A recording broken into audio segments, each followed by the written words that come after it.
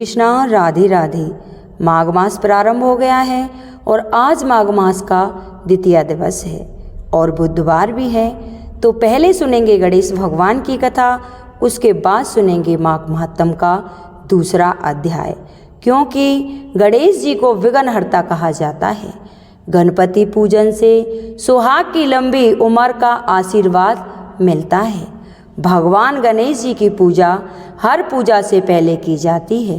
खासकर महिलाएं अपने पति की लंबी आयु के लिए श्री गणेश जी की पूजा जरूर करती हैं। ऐसी मान्यता है कि भगवान गणेश जी की पूजा करने से पति की लंबी आयु होने के साथ साथ ससुराल और मायका हमेशा खुशहाल रहता है।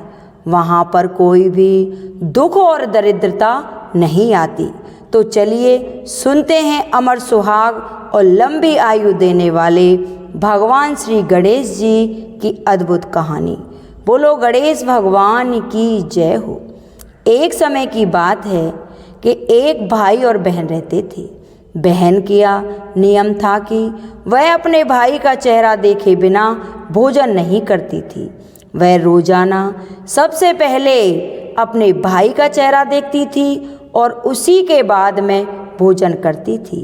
इसी तरह करते करते दोनों भाई बहन बड़े हो गए। दोनों की शादी हो गई। बहन की शादी पास ही के गांव में की गई थी। तो बहन रोजाना सुबह जल्दी उठती और जल्दी जल्दी घर का काम खत्म करके भाई का मुख देखने के लिए मायके चली आती। एक दिन रास्ते में वह एक पीपल के पेड़ के नीचे बैठ गई।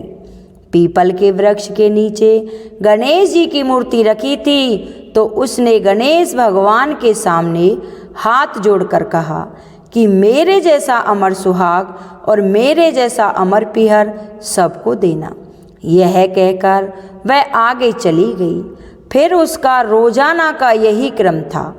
जब वो वहाँ से गुजरती तो गणेश जी से कहती कि हे गणेश भगवान, मेरे जैसा अमर सुहाग और मेरे जैसा अमर पीहर सबको देना। ऐसा कहती और आगे बढ़ जाती। एक दिन की बात है कि जंगल की झाड़ियों के कांटे उसके पैरों में चुभ गए। फिर भी उसने कोई परवाह नहीं की।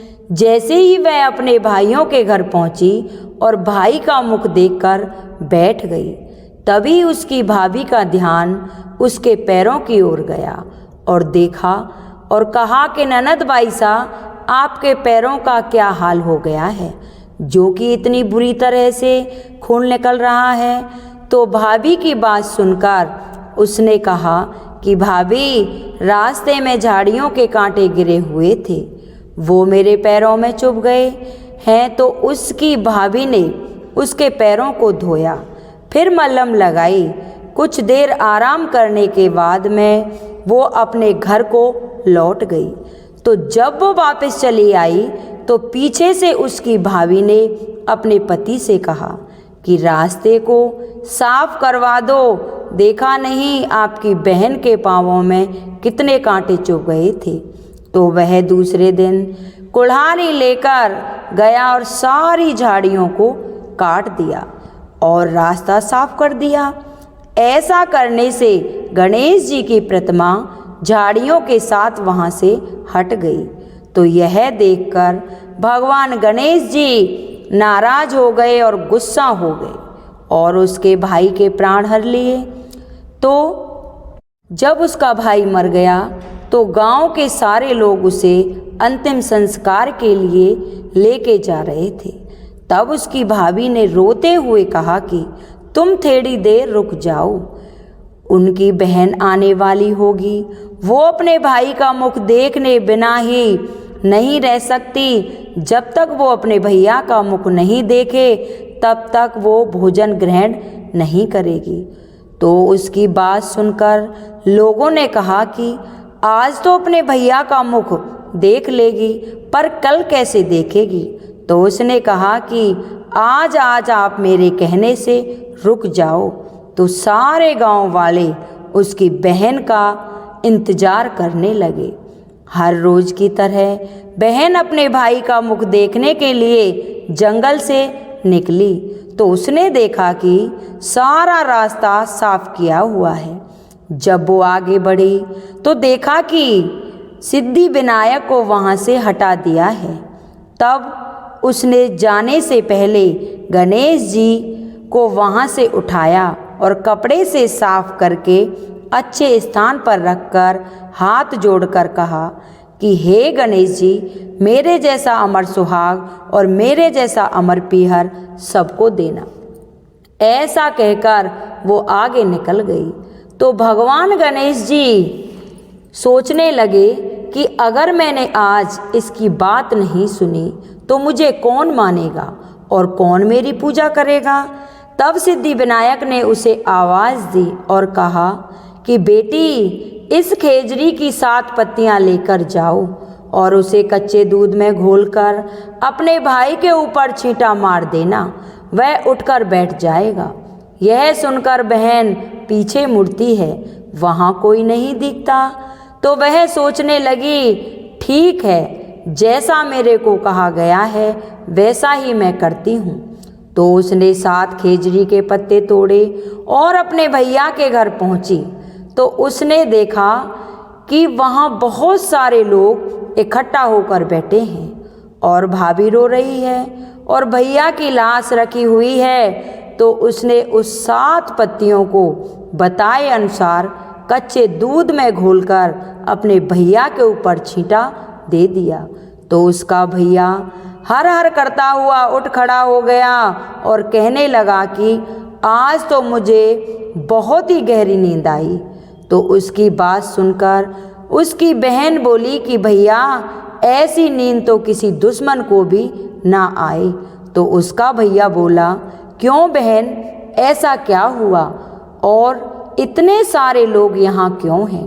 तो उसने सारी बात अपने भैया को बताई तो सारे गांव वाले गणेश जी के चमत्कार से हैरान हो गए और फिर उसी दिन से सारे लोग गणेश जी की पूजा श्रद्धा भाव से करने लगे। बोलो गणेश भगवान की जय। हे सिद्धि विनायक, जैसे आपने उसके भाई को जीवन दान दिया वैसे ही कहानी कहने वाले की, कहानी सुनने वाले की, हुंकारा भरने वाले की सभी मनोकामना पूर्ण करना। बोलो गणेश भगवान की जय। अब सुनेंगे माघ महात्म का दूसरा अध्याय। कल आपने सुना था राजा दिलीप का आखेट। बोलिए माघ महात्म की जय हो। तब सूत जी बोले, तपस्वी के मधुर वचनों को सुनकर राजा ने विनती भाव से कहा, हे ऋषि, मैं माघ मास के विषय में नहीं जानता हूँ, कृपा करके मुझे बताने का कष्ट करें। तब ऋषि बोले, हे राजन, हिंदू धर्मावलियों के लिए कार्तिक स्नान के समान माघ स्नान तथा उसका व्रत अत्यंत शुभ, कष्ट को हटाने वाला है।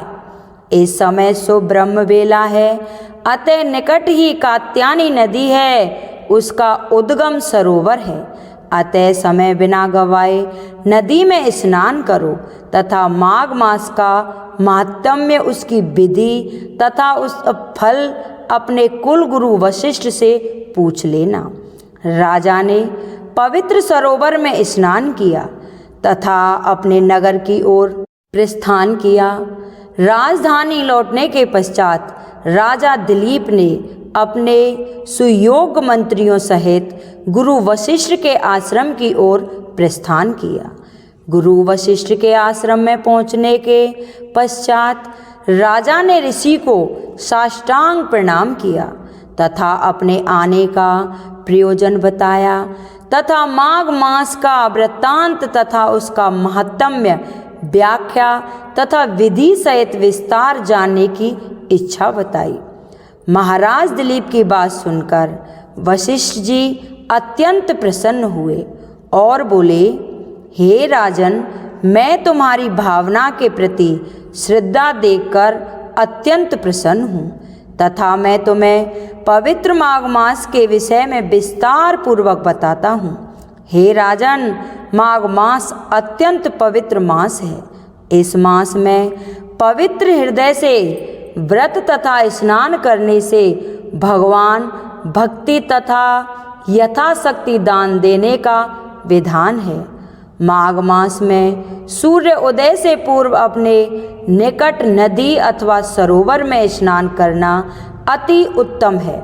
यदि निकट में गंगा, यमुना अथवा प्रयागराज तीर्थ स्थान हो तो सोने पर सुहागे के समान है। प्रभु नाम के उच्चारण के साथ स्नान करने वाले प्राणी सीधे वैकुंठ लोक को जाता है। अतः स्वर्ग जाने के इच्छुक व्यक्ति को प्रभु का नाम स्मरण करते हुए स्नान करना चाहिए। माघ स्नान का फल कामधेनु के समान है। इसके स्नान के फल स्वरूप परिवार सुखी, संपन्न व धन धान्य पूर्ण रहता है। माघ व्रत में अन्न त्याग का विधान है। यदि अन्न त्याग करने में असमर्थ हो तो अन्न एक बार सायंकाल व्रत की समाप्ति के पश्चात तारगणों की छांव में करना चाहिए। व्रत के समय प्रभु स्मरण, भजन, कीर्तन करना चाहिए।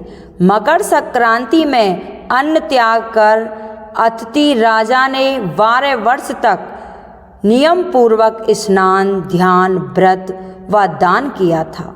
उनको 12 पुत्र रत्न प्राप्त हुए थे। असंधति सुमित्रा ने माघ स्नान व व्रत किए तो उसको स्वर्ग की प्राप्ति हुई। सची ने परम रूपवती तथा सौंदर्य प्राप्त किया तथा स्वर्गलोक में राज्य प्राप्त किया।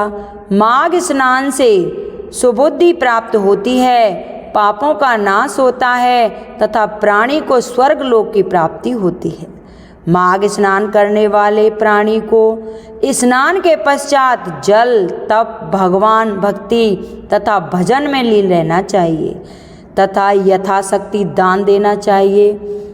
माघ मास में दान पुण्य का विशेष महत्व है।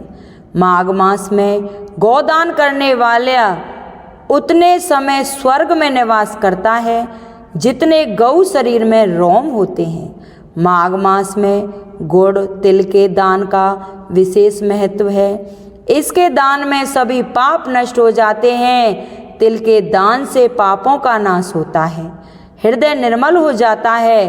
पितरों के तर्पण से प्राणी वैकुंठ धाम को जाता है।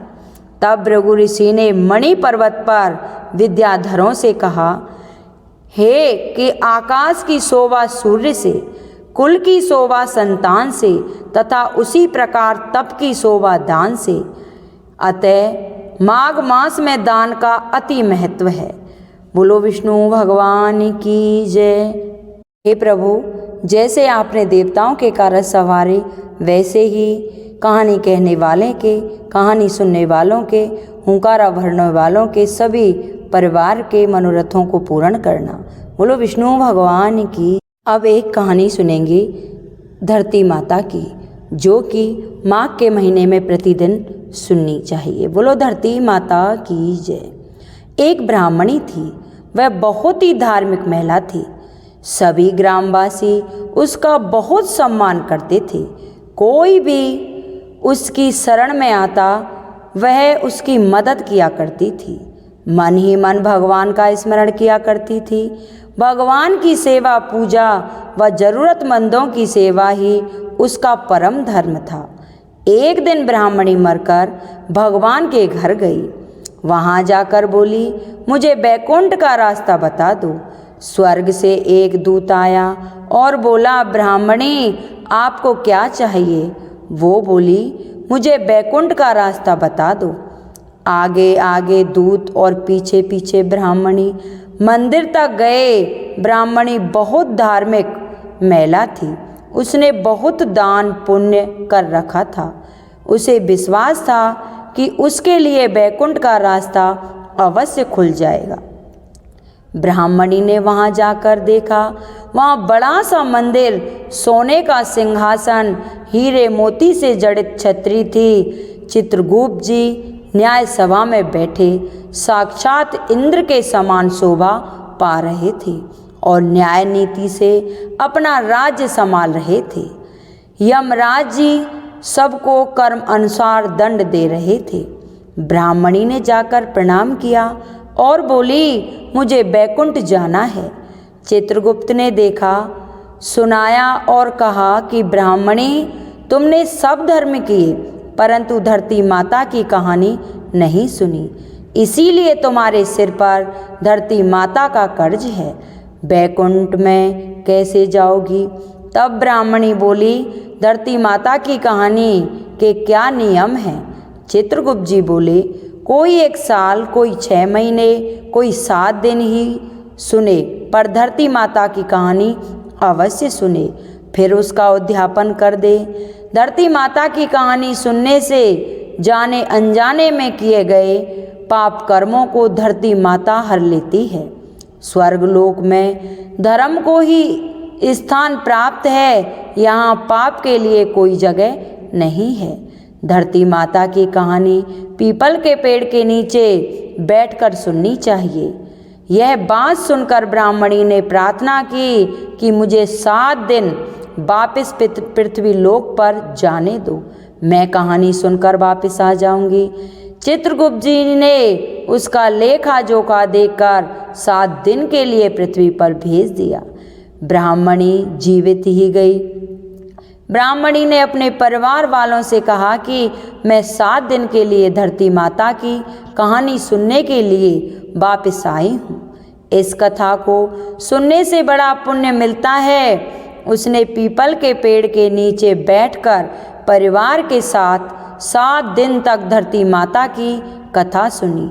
7 दिन पूरे होने पर वापस धर्मराज जी का बुलावा आया और ब्राह्मणी को बैकुंठ में श्री हरि के चरणों में स्थान प्राप्त हुआ। जो कोई भी प्राणी धरती माता की कहानी सुनता है, मृत्यु के समय सभी पाप कर्म धरती माता हर लेती है, वह प्राणी को बैकुंठ में स्थान प्राप्त होता है। बोलो धरती माता की जय। हे धरती माता, जैसे आपने उस ब्राह्मणी के सभी दुख संकट हर के उसे बैकुंठ में बांस दिया, वैसे ही कहानी कहने वाले की, कहानी सुनने वाले की, व उसके हुंकारा भरने वाले की, व उसके पूरे परिवार की मनोकामना पूर्ण करना और सभी को बैकुंठ में बांस देना। बोलो धरती माता की जय। अब एक कहानी सुनेंगे धर्मराज महाराज की। बोलिए धर्मराज महाराज की जय। इन कथाओं को बड़े ही श्रद्धा भाव से पूरा सुनना। एक समय की बात है कि नैमिषारण्य में सहस्त्रों शौनकादिक ऋषिगण परम श्रद्धा के साथ पुराणों के समर्क सूत जी महाराज से पूछने लगे, भगवान, हम आपके मुखारविंद से धर्मराज की कथा, उसका विधान तथा महात्म्य सुनना चाहते हैं, सो आप हमें कृपा करके वह सुनाइए। तब सूत जी बोले, हे ऋषियों, आप लोगों ने मुझसे मनुष्य के कल्याण कामना से मुझसे ये पूछा है, अतः आज मैं आप लोगों को धर्मराज की कथा सुनाता हूँ। सारे तीर्थ तथा व्रत करने से तथा नाना प्रकार का दान हो देने वाले मनुष्य भी जिनके उद्यापन को किए बिना सुख के भागी नहीं हो सकते। इस विषय में आप लोगों को इस लोक में सुख और आगे स्वर्ग की प्राप्ति के लिए धर्मराज जी की श्रेष्ठ कथा कहूँगा। आप लोग विश्वास रखकर श्रवण करें। पूर्व काल की बात है कि राजा बब्रुवाहन महादेव पुरी में राज्य किया करता था। वह राजा धर्मात्मा, दयालु तथा गौ ब्राह्मण और भक्त पूजन था। उसके राज्य में हरिदास विष्णु सेवक बड़ा तेजस्वी था। तदनुसार उसकी पत्नी भी बहुत सुशील और धर्मावती थी, जिसका नाम गुणवती था। हरिदास विष्णु सेवक बड़ा तपस्वी था। तदनुसार उसकी पत्नी भी भगवान की भक्त और पतिव्रता थी। उसने प्राय सभी प्रसिद्धि देवताओं के व्रत किए, परंतु धर्मराज जी की नाम से प्रभु की सेवा कभी नहीं की। वह गणेश के, चंद्रमा के, हर तालिका आदि देवियों के, रामकृष्ण जन्म, जन्माष्टमी, महाशिवरात्रि आदि के सभी व्रत किया करती थी। बड़ी श्रद्धा से एकादशी का व्रत करती हुई शक्ति अनुसार दान भी किया करती थी और अतिथि सेवा से कभी विमुख नहीं रही।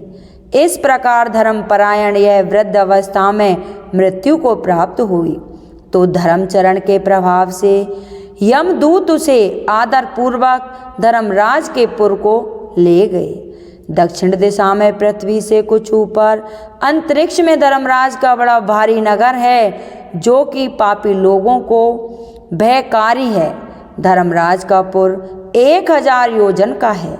यह चौकोर है तथा उसके चारों द्वार हैं तथा वह नाना प्रकार के रत्नों से शोभामान हुई मनुष्य जो पुण्य भोगता हो वह उसी में निवास करता है।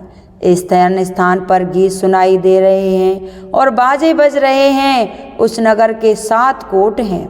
उसके बीच में महासुंदर धर्मराज जी का मंदिर है। वह रत्नों से बना हुआ है और अग्नि बिजली बाल सूर्य के समान चमक रहा है। उसके दरवाजों की पैड़ियाँ स्फटिक मणि की हैं। हीरों की कड़ियों से आंगन चमक रहा है। उसके मध्य में अनुपम सुंदर सिंहासन पर धर्मराज भगवान विराजमान हैं। उनके पास चित्रगुप्त जी का स्थान है जो कि मृत प्राणियों के पाप का लेखा भगवान धर्मराज को सुनाया करते हैं। यमराज के दूत गुणवती को वहां ले गए। उसको देखकर वह भयभीत होकर कांपने लगी, नीचे मुख किया खड़ी गई। चित्रगुप्त जी ने उसके पूर्व जन्म के किए हुए पाप पुण्य का लेखा जोखा पढ़ सुनाया। धर्मराज जी उस गुणवती की हरिहर आदि सब देवों में तथा अपने पति में भक्ति देखकर प्रसन्न हुए, पर कुछ उदासी भी उनके मुखमंडल पर झलकती हुई दिखाई दी। गुणवती को देखी तो धर्मराज की उपदेश देखकर गुणवती ने निवेदन किया कि हे प्रभु, मेरी समझ में कोई दुष्कृत्य नहीं किया, फिर भी आप उदास क्यों हैं? इसका कारण बताइए। तब धर्मराज जी ने कहा, हे देवी, तुमने व्रत आदि से सब देवों को संतुष्ट किया है, परंतु मेरे नाम से तुमने कुछ भी दान नहीं किया है। यह सुनकर गुणवती ने कहा, हे प्रभु, हे भगवान, मेरा अपराध क्षमा करें। मैं आपकी उपासना नहीं जानती थी। अब आपकी कृपा करके उपाय बताइए जिससे मनुष्य आपके प्रति के पात्र बन सकें।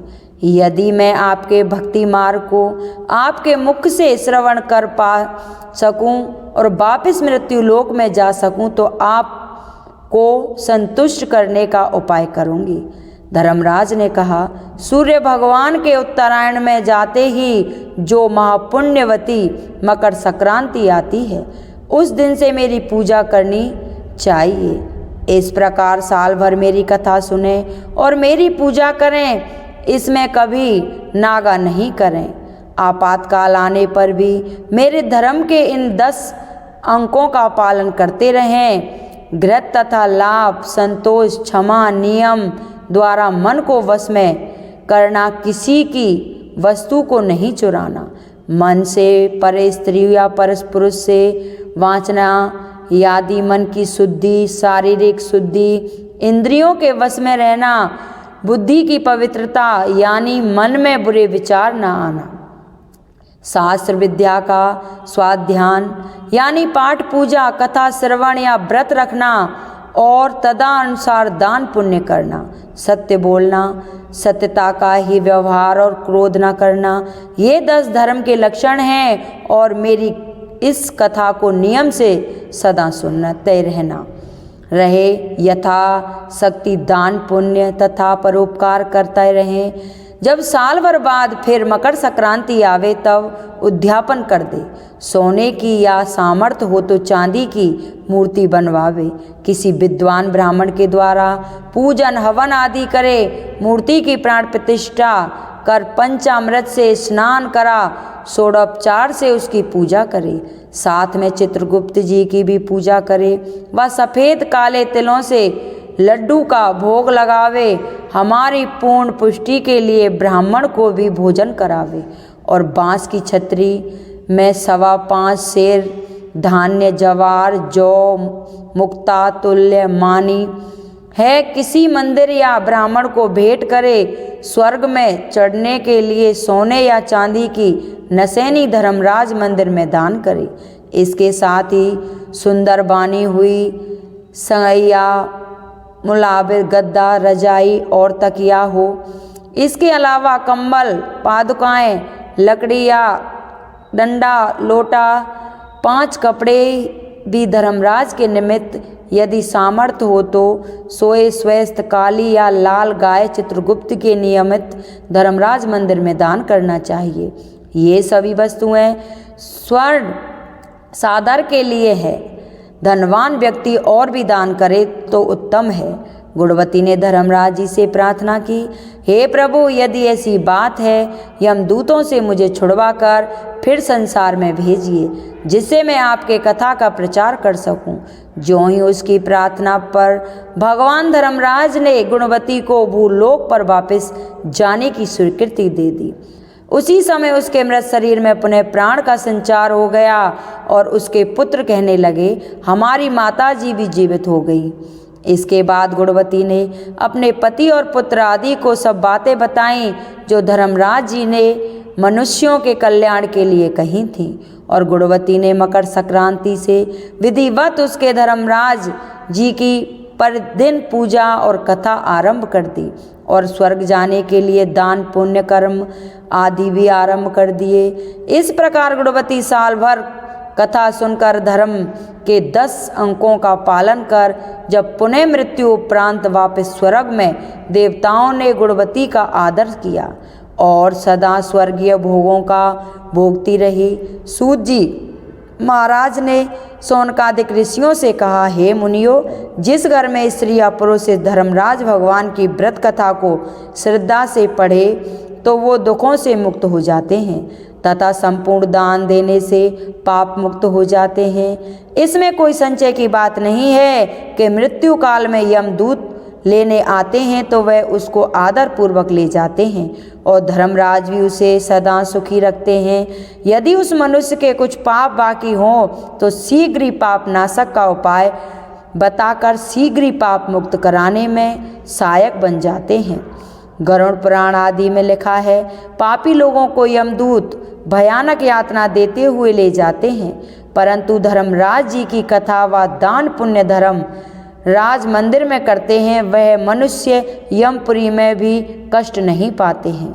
वह मनुष्य शीघ्र ही स्वर्गलोक को जाते हैं। तो ये थी धर्मराज भगवान की कथा जो कि पूरे महीने बड़ी श्रद्धा भाव से सुनी जाती है। और आपको ये हमारी कहानी कैसी लगी कृपया कमेंट बॉक्स में ज़रूर बताना और तीसरे अध्याय के साथ कल फिर आपके सामने प्रस्तुत होंगे। बोलो धर्मराज महाराज की जय।